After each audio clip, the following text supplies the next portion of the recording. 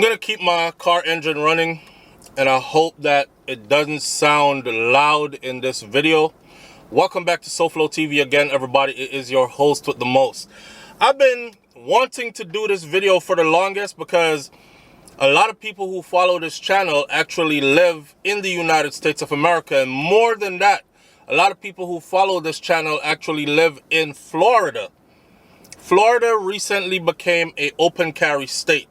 An open carry state meaning right here, we carry, right? We carry. Everybody here is packing. Now, my subscribers who live here wanted me to talk a bit about open carry. SoFlo, are you going to be open carrying? This video is dedicated to me explaining to you why I think the best thing to do is to continue to conceal carry and why I will not be open carrying.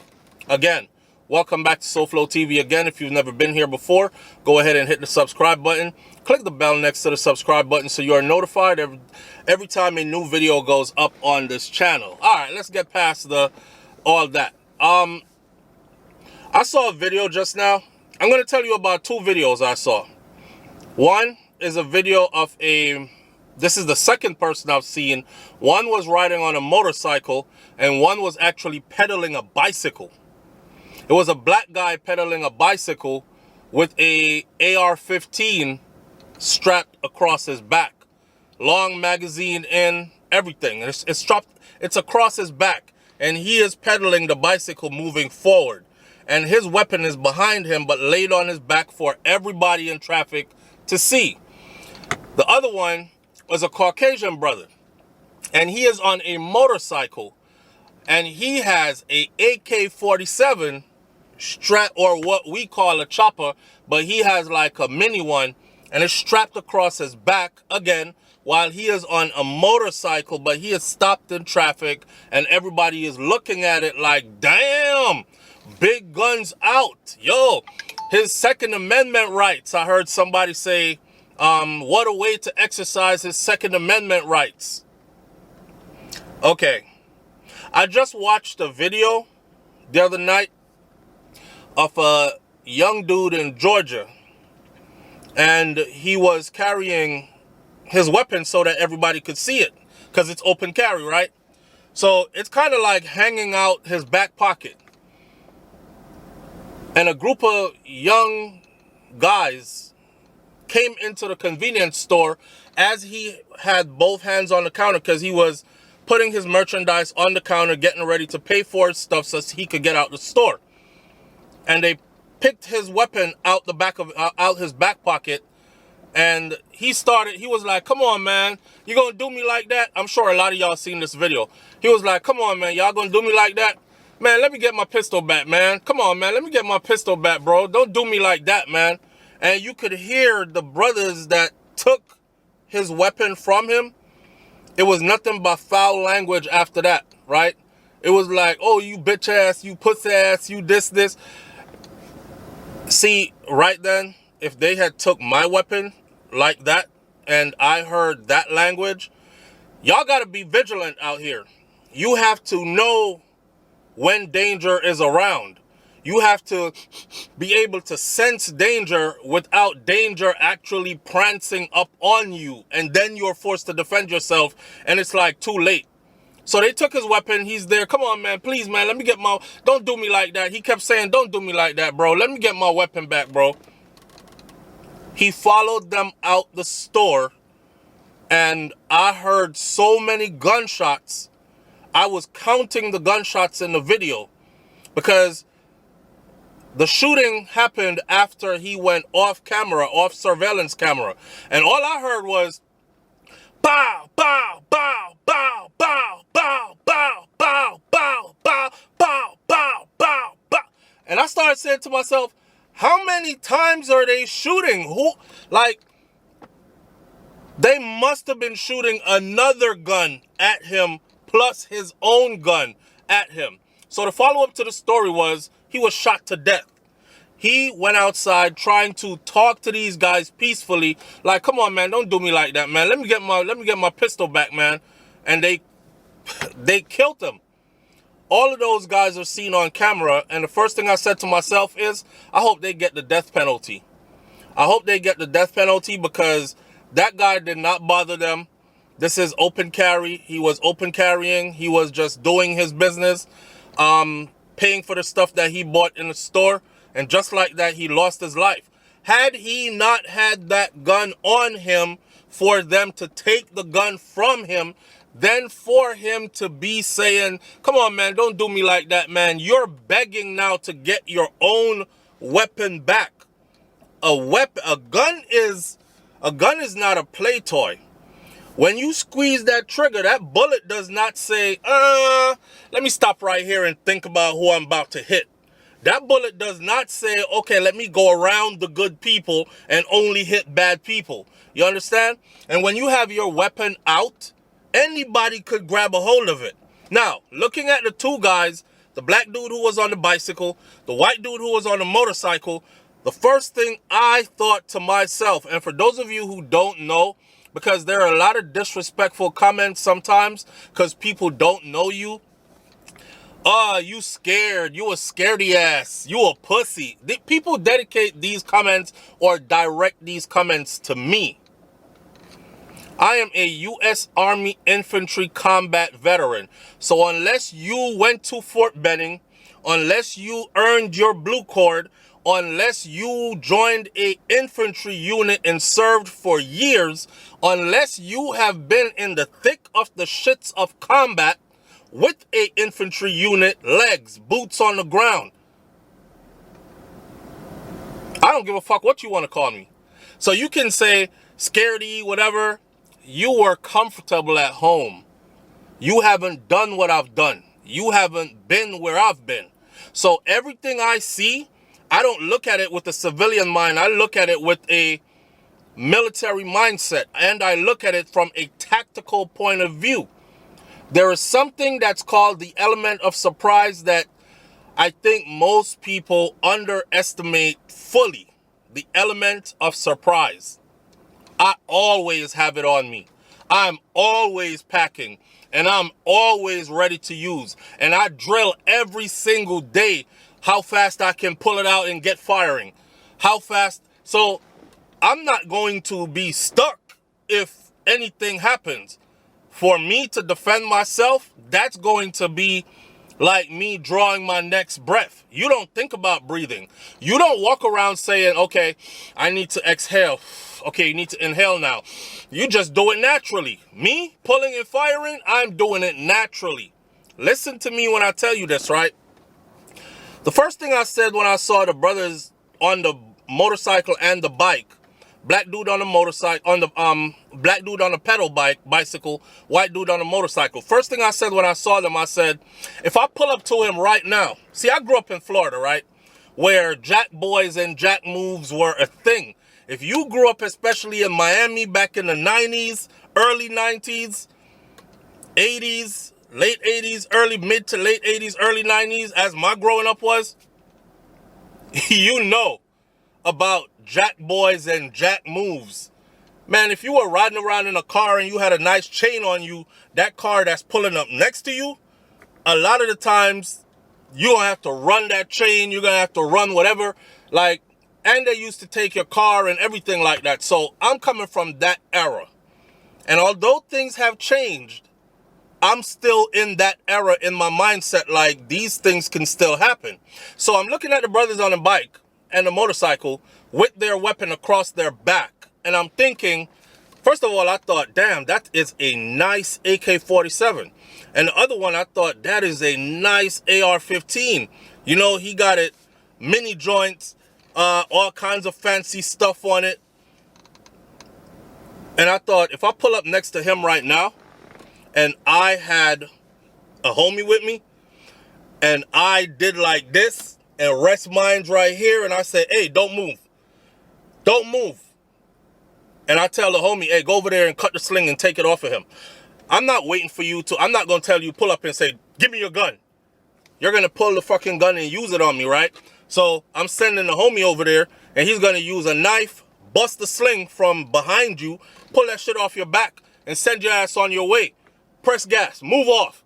and have you ride away as fast as you can. Hey, when I say go, go, and you better ride away as fast as you can. Because you don't want to get shot. You know what an AR-15, 5.56, AK-47, 7.62 would do to you from close up, let alone. So you are going to ride off. My point is, you carrying that big-ass, pretty-ass weapon, and them weapons are pretty. You carrying them pretty-ass weapons on your back, slung across your back, that's not helping you. You are a sitting duck. You are literally sitting there waiting for somebody who will test you.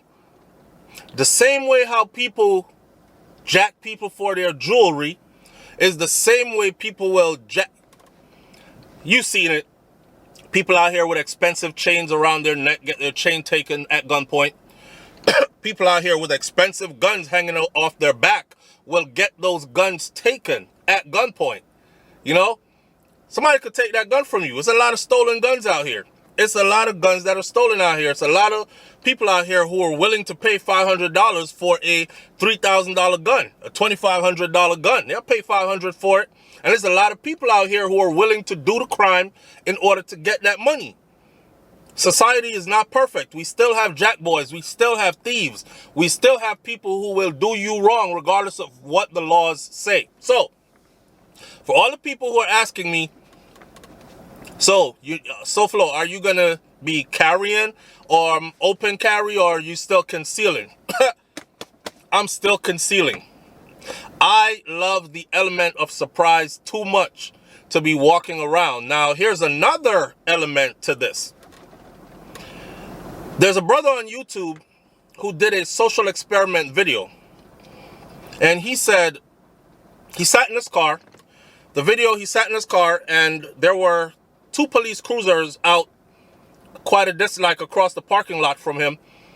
And it's a busy parking lot, so he is watching the police officers watch Caucasian civilians walk past open carrying. This is in Texas. They're well within their rights to open carry. White, black, Hispanic, Asian, whatever you are within your rights to open carry if your state says open carry is legal, right? Okay. So this brother was doing his social experiment, and he said, look, notice how all these people are passing. It was all Caucasian people who passed, and they all had guns. Some had rifles, some had handguns on their side, hip carry, but it was open so everybody could see it. And he's zooming in and he's showing you the police officers like looking but not really paying them any attention, as if it's okay for them to have a gun. I don't feel threatened. These were Caucasian police officers. I think one of them was Hispanic when they came to him, because they did come to him. Here's what he did.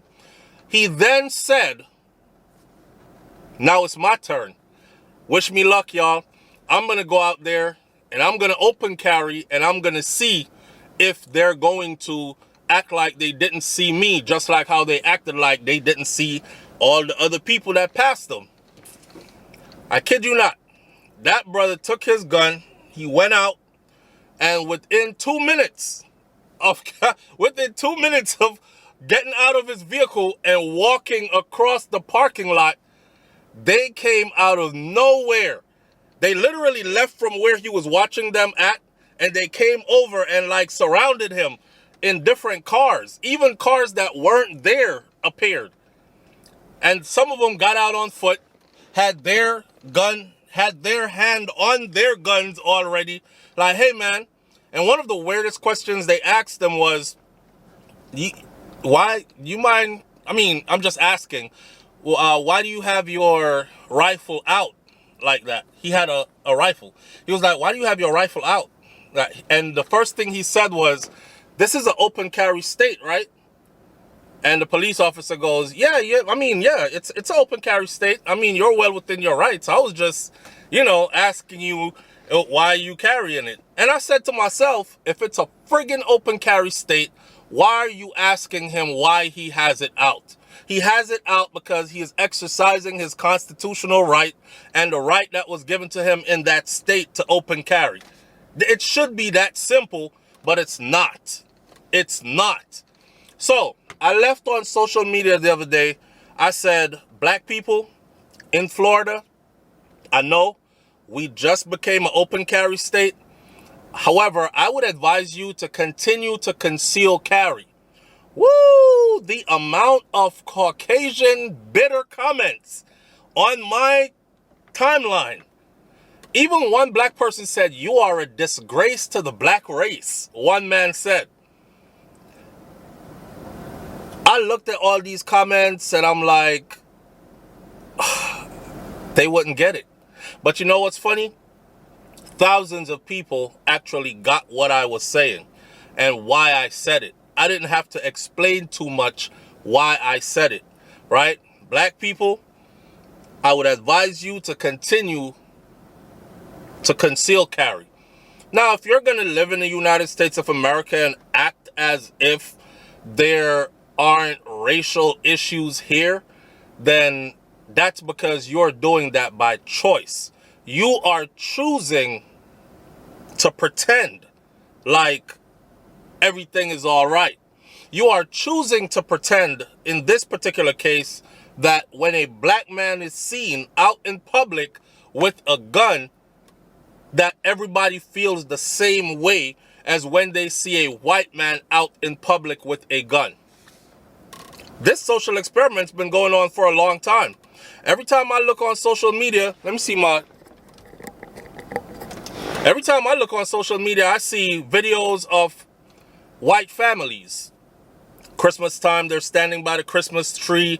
Little Johnny just got him a shotgun for a Christmas present. He's unwrapping it and he's holding it with the family taking pictures. Little Daisy got her a rifle with a pink buttstock and she's holding it. And the whole family is holding guns together. And everybody acts like that's normal because it's a Caucasian family, right? And every time you see a black family with guns, go check the comments. The comments are horrendous. So it's like it's been driven into our psyche that it's not okay when you see a black person with a gun. He might be committing a crime. But if you see a white person with a gun, he has a license to carry it and he's well within the law. Now, my thing is this. I'm worried that a police officer might forget that, because the way you were raised and the way who you are outside of your uniform doesn't just disappear once you put a uniform on. I served in the military. I served with people who were outright racist. And if you went into the barracks and you went into their barracks rooms, you will see them hanging the Confederate flag. You will hear the kind of music they played. That's where I learned about, I think it's David Allen Coe. David Allen Coe. One night, one of my soldiers was on CQ, desk duty, and I wasn't supposed to be in the barracks, but I went by the barracks and I'm like, let me go check on my soldiers. It's the weekend. Usually soldiers get in trouble over the weekend. So let me go check and see what they got going on in the barracks. And I went through the barracks and I heard something about the N-word lover and something in the music. And I was like, what the hell is that? And who's listening to that? Mind you, I'm just entering the barracks from a different angle so they can't see me. I'm way down the hallway, but it's playing so loud everybody could hear it. So I take my time and I go to the CQ desk. And when I get to the desk, my soldier is on CQ and he's playing that loud as hell. So when he saw me, he was like, I'm sorry. And he goes to turn it off. And I'm like, no. Don't worry about it. Don't worry about it. Hey, let me hear some of that. I want to know who this is. I never heard this before. And he was like, I am so sorry. And I can't play this for you. And he stopped it. I said, why you can't play it for me? You were listening to it when I wasn't around. And he was like, yeah, but it's pretty offensive. I said, I'm not going to be offended. My skin's thick. I could take it. I heard a lot of it coming up here, and I didn't say anything. I want to know who the artist is. And that's when they told me about David Allen Coe, I think his name is. My brain is rattling with the name because there's a poet named Edgar Allan Poe, right? So David Allen Coe, Edgar Allan Poe, I'm pretty sure it was David Allen Coe. Anyways, that's the first time I learned about David Allen Coe. And then my soldier goes, I'll show you more if you won't get offended. I say, I will not get offended. He starts pulling up all these videos and different songs and different songs and different songs. So I'm like, damn, this is a well-established artist. And these are the songs he makes. But that's their fundamental beliefs. But they still serve in uniform. So being out here open carrying, I would be worried that somebody who was raised a certain way, you know, I've had them say to me, hey, Mac, I had never seen a black person before. I'm from out Midwest. We had lots of Mexicans out there, but I ain't never seen me a black person before. I said, you serious? You never seen a black person before? No, I ain't never seen a black person before. I remember one guy said, when it came time for us to go on leave, he did not want to go home. And I said, why are you not going home? And he said, man, I ain't going home because my family is racist. And I'm so sick and tired of it, you know? And all the things that I've been taught about you people, meaning us, all the things I've been taught about you people growing up, after coming here and being amongst you for these couple of months and seeing how you really are, I know now that I've been lied to. And he did not want to go home for vacation, for his break, for leave, so he could go off. That was the leave before we had to go back to our duty station. But anyways, man, I'm worried about all that stuff. So why would I open carry and make myself a target? Why? Most police officers, they'll walk past you and they'll be like, okay, we open carrying. That's what's happening. But there will be that one or two who, I bet you he's open carrying, but he has a felony. And next thing, you're being searched for some other reason. And then that altercation kind of turns into one of those situations where somebody got stopped because their back light was out and ended up getting shot in the process, right? So I'm not drawing any of that attention to myself, right? And besides that, like I said in the beginning of the video, the element of surprise is taken away when you open carry. Please don't open carry and think they're going to see my gun, so nobody is going to mess with me because they know I have one. When they made guns, they did not just make your gun. When they made bullets, they did not just make the bullets that you have. Other people out here have guns. And if they want your gun, then you might be a sitting target like somebody who wears expensive jewelry around jewelry thieves. You're setting yourself up. And that's what I firmly believe. So, shout out to everybody in the state of Florida. I've been here my whole life. I love it here. Open carry is on us now. We can do it if we want to. I'm not telling you not to. Feel free to do it. It is well within your rights to do it now. All I'm saying is my reason why I will still be concealed carrying. Leave your comments in the comment section below, and I'll catch you on the next video. Hit that subscribe button if you've never been here before. It's SoFlo TV. I'm SoFlo, your host with the most. I'm out. Peace.